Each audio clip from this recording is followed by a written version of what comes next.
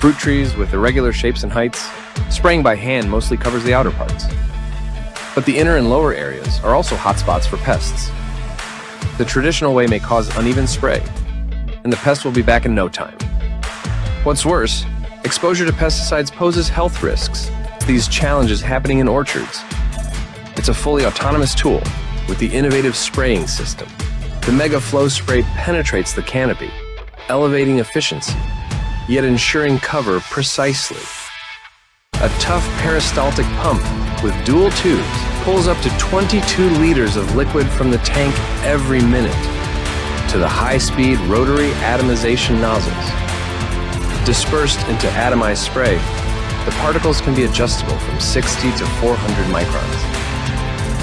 The powerful downdraft flows through, and the spray reaches all parts of the trees, the insides, bottoms, and backs of the leaves. Here we use double-sided water-sensitive paper on the upper, middle, and lower layers of the fruit trees to test how well the P100 Pro sprays on both sides of the leaves. Whether it's the outer layer or the inner of the tree, the spray covers evenly to the both sides. Precise, as you can see, with just a smartphone.